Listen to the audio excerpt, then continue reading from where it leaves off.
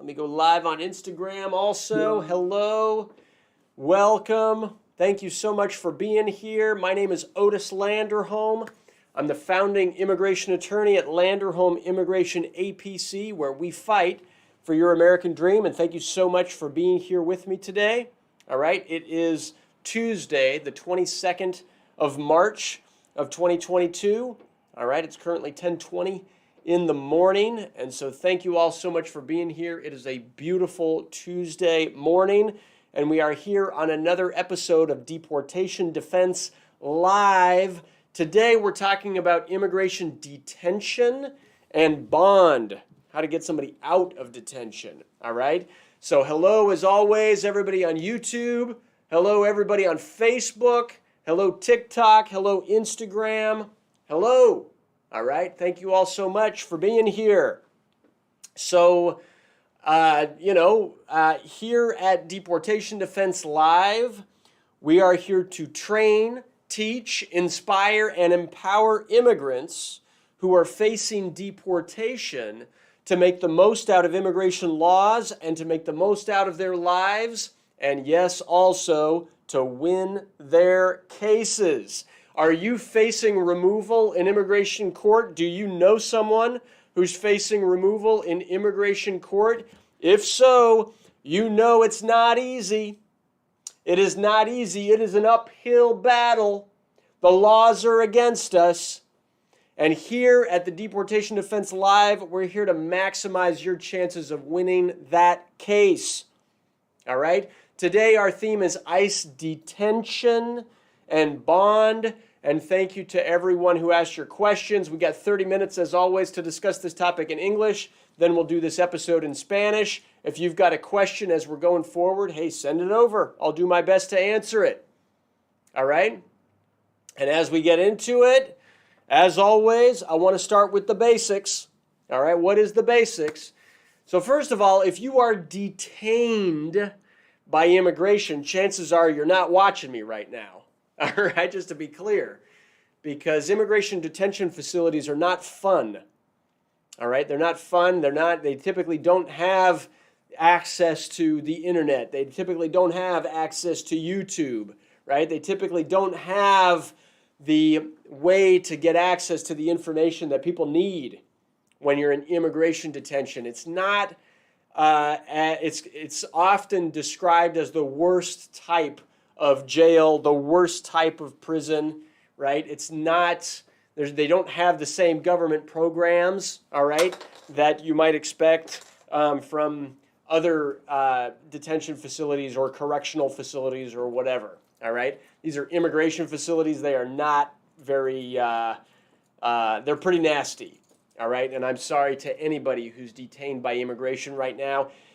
The other thing to know for basics is, hey, if you know somebody who is detained, you want to act fast, all right? These are the fastest moving immigration cases that exist, all right? They're the fastest moving, even throughout the pandemic.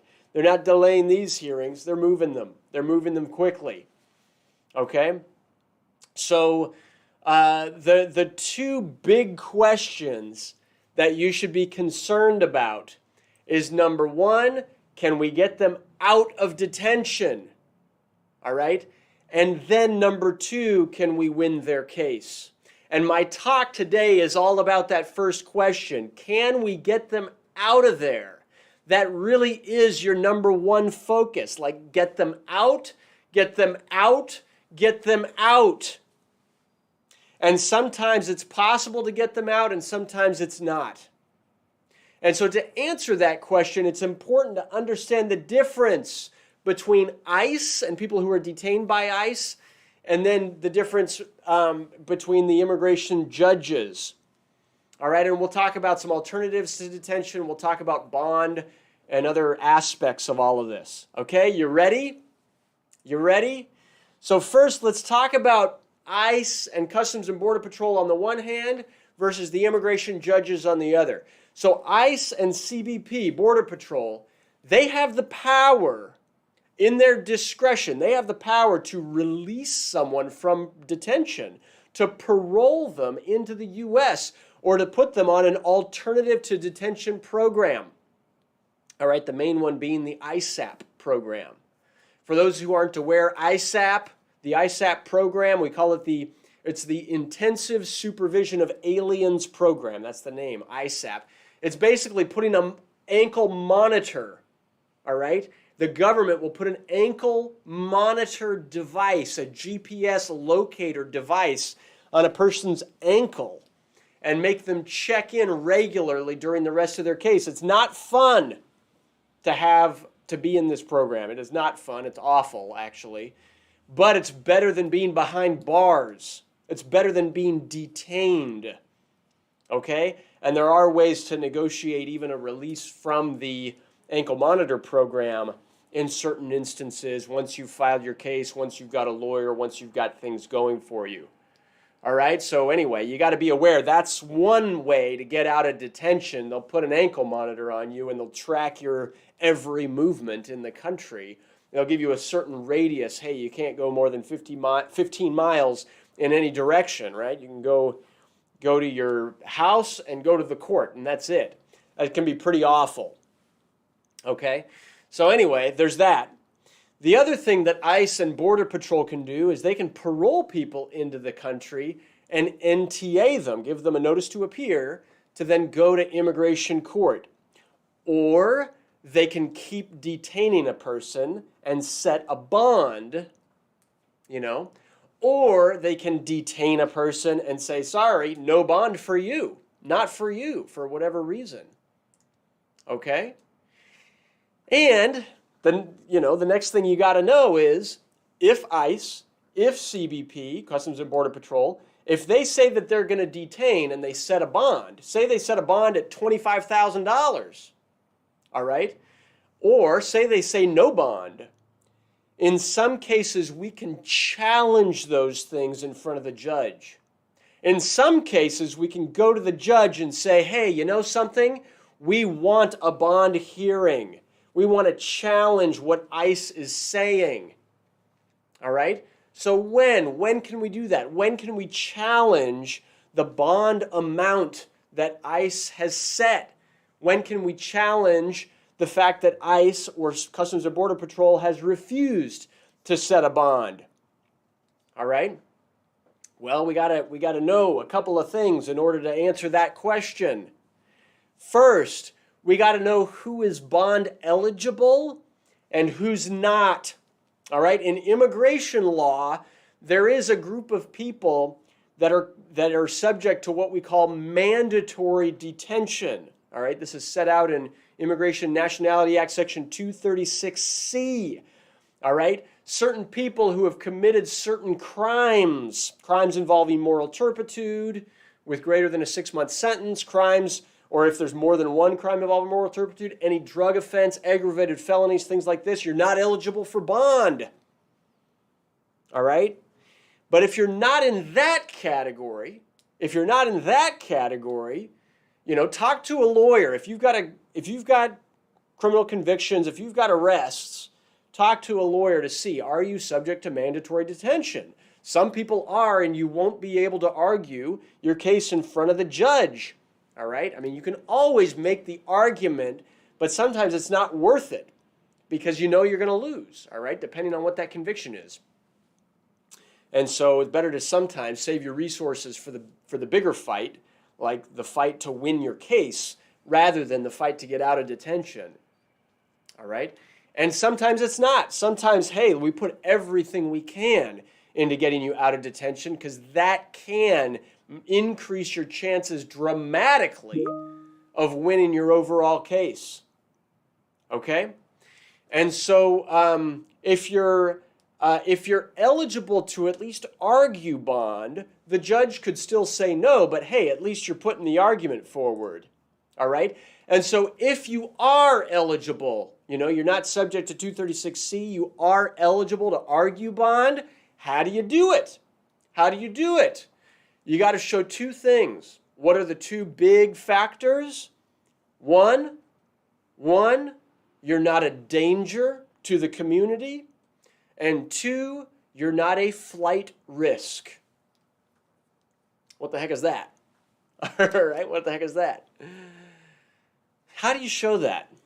It's like we're in court, right? Imagine we're in court and our client is on some video teleconference because he's behind bars, detained, and here we are, we're in court. Your Honor, my client is not a danger to the community because he has no criminal record whatsoever.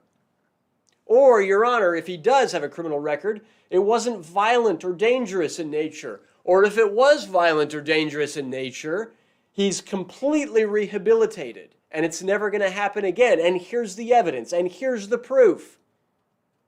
Got it?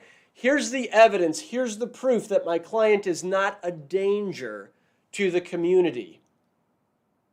You got to be able to show that. You've got to be able to present that. You've got to be able to argue that. You've got to be able to convince the judge of that. And then your second factor is, Your Honor, my client is not a flight risk. What does that mean? He's not going to run away. He's going to continue with his process. Why is he going to continue with his process? Look, he's got a job. It's a stable job. Here's the address of his job. He's got his family. He's got a stable family. He's going to be living with his family. He's going to stay and he's going to fight his case. He's got his life. He lives here in California. He's got his home. It's at this address. He's been there for 17 years. He's married. He's here with his wife. She's ready to testify. He's here with his kids. He's got 3 kids. They're here ready to testify. They want him at home. He's not going to run away. Your Honor, please let him out of detention so that he can be back at home with his family. Got it? And then, we always finish, we put the witnesses on. All right? Sometimes the judge won't even hear them. Sometimes they will. Sometimes it makes all the difference in the world. And then we say, hey, Your Honor, the family is asking you to please set the minimum bond. All right, $1,500 is the minimum bond allowed by the Immigration Nationality Act. Your Honor, please, let's set the minimum bond. They're a good family. They can't afford a high bond or the bond that ICE has required. And so please set the minimum bond so their husband, their father, can be released to be with them. It's like, make the arguments. Explain the position. And then you leave it up to the judge. You see what the judge says. All right? And then, whatever that bond amount is, hey, pay that bond. Get your loved one out so that they can continue to fight their case out of detention. That's what this is all about. Get them out of detention. All right, why is that such a big deal? Let me tell you, if they're out of detention, you can really take the time you need to well prepare the case.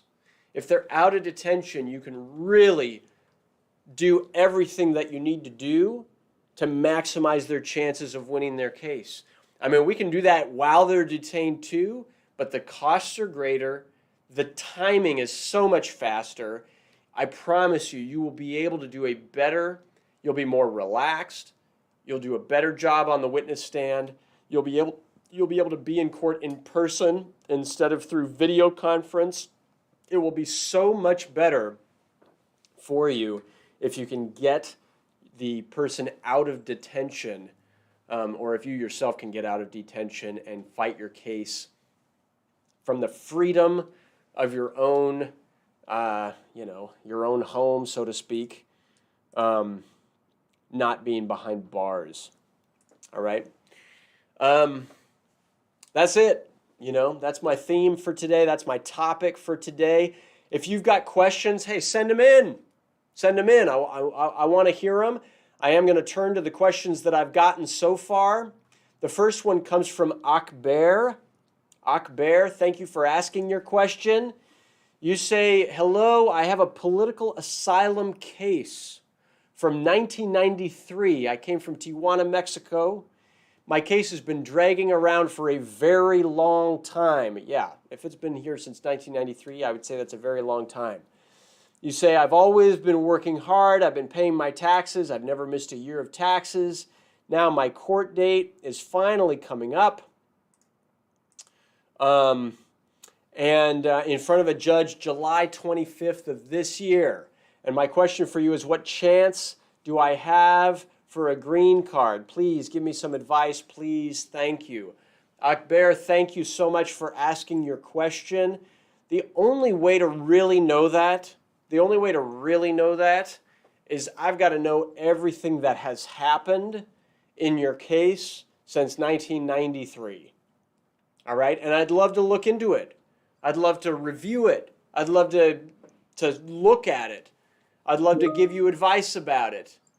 But the truth is that there's no way for me to know what your chances would be in court on July 25th of this year without reviewing why you came into the United States, without reviewing what was argued when you submitted your I-589, which is your asylum application, without seeing how that asylum application was processed. And you know something? Your time is ticking, Akbar, because you only have, what? April, May, June, July, 4 months, all right? To get all the records back on your immigration case takes longer than 4 months. Like, we would want to start this yesterday. And so really, I highly recommend, give us a call. Give us a call if you want either a second opinion, or if you want my office and my team to handle your asylum case, then we've got to get on it. We've got to get on top of it. All right? So Akbar, thank you. I wish you the best of luck. I would love to, I'd love to help you if that works for you. All right, the next client, or the next question that I received came from Liliana. Liliana, thank you so much for asking your question. Your question is about VAWA. I'm married to a U.S. citizen who is verbally abusive. Okay? I don't want him to have repercussions if I self-petition. Can I proceed without him ever knowing this? What type of repercussions will he have? Got it. Liliana, thank you for asking that question. I've done presentations on VAWA, but maybe I should be clearer about this point now that you've asked it. All right? When we file for self-petitions under the Violence Against Women Act, under VAWA, Violence Against Women Act cases are confidential, and they are meant to protect the victims of abuse. And so they don't say anything to the perpetrator. There are no repercussions to the perpetrator at all. All right? It is only an application for your immigration benefits. It is not, you don't have to press charges against him. It's different from the U visa. All right? So a VAWA case, you don't have to file charges. You don't have to cooperate with law enforcement. You don't have to deal with that stuff. For a U visa, you do. For VAWA, you don't. Okay? And so you got to be aware of that. If you do it the way you want to do it, Liliana, you can do it with zero repercussions to the U.S. citizen. All you're doing is you're applying to protect yourself. You're applying for immigration benefits for yourself, so you don't have to rely on an abusive husband to petition for you. You can petition for yourself. Liliana, I hope that was helpful. The last thing I'll say to you is that, hey, if you're in a relationship that's toxic, if you're in a relationship where you're being abused, you don't have to put up with that. Don't put up with it. All right? Don't put up with it. It's not, life is too short. So anyway, I wanted to let you know that. So, all right. So let's see here. I'm pulling up my notes. It looks like we've got some other questions. Is it Aina? All right. I see that you started to write a question. See if you finish writing your question, Aina. But hello. Thank you for being here with me. Fred, I see you here. Thanks for joining me on Instagram. Akadat Polo. Hello. Nice to see you on Instagram. XJSSONX. Hello on Instagram as well. I see a question from Gary. All right, Gary Rodriguez, thank you for joining me. You say, can I adjust status if someone overstayed with a C1 transit visa, not a crewman, just a pure C1, going to a third country and never left? Thank you. All right, Gary, that's an interesting question. We'd have to research that issue. All right, there are bars. C1 visas have restrictions. All right, and so you might not be able to adjust status. You might need to do it through the consulate. And there's still ways to do it, but before doing anything, start with a consultation. We'd love to look that issue up. We'd love to look that issue up, all right, for you. And so, awesome. The other question that I see here comes from Hash. Hash, hello. Thank you for your question. You say, is it possible to use a prima facie something to determine the removal proceeding? All right. I don't know what you mean, Hash. I don't know what you mean. So it's prima facie eligibility, prima facie status determination. You know, maybe that's in relationship to a U visa. Maybe that's in relationship to a VAWA case. Maybe, you know, the prima facie eligibility can be in a lot of different parts of it's a lot of different processes. And yeah, sometimes we can present that to either close or to continue a removal process, okay? And so prima facie eligibility or a bona fide status determination for the U visa, or, you know, there's lots of different things, lots of different aspects of immigration law where there might be a prima facie determination. You know, prima facie basically just means on the face of it. On the face of it, it looks like you're eligible. And so, yeah, we can present that as evidence to either close or continue a case in removal proceedings. So anyway, I hope that was helpful. Those were all the questions I got today, everybody. Those were all the questions I got.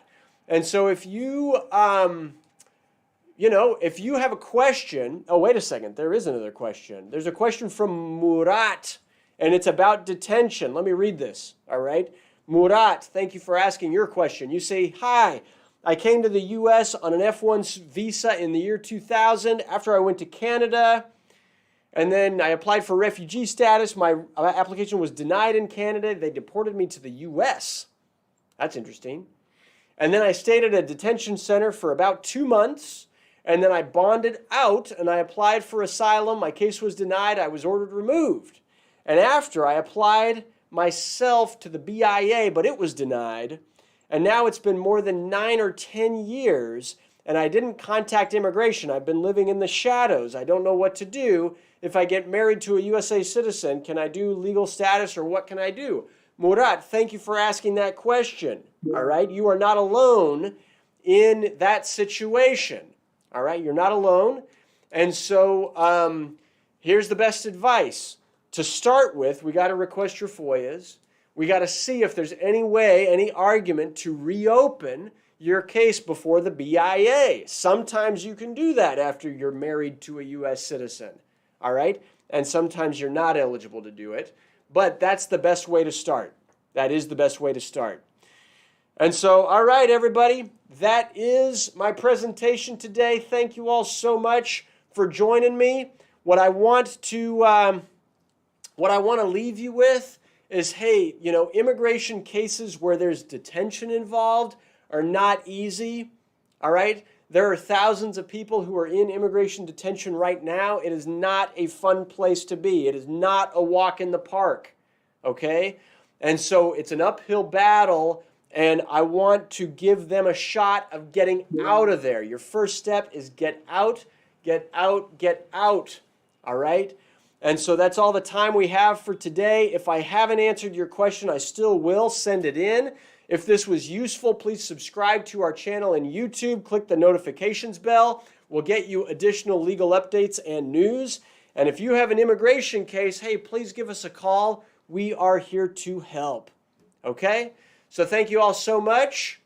If you speak Spanish, we'll start our episode in Spanish in just a few moments. I wish you the very, very best. I'm Otis Landerholm, Landerholm Immigration A.P.C., where we fight for your American dream, and we'll see you next week on the next episode of Deportation Defense Live.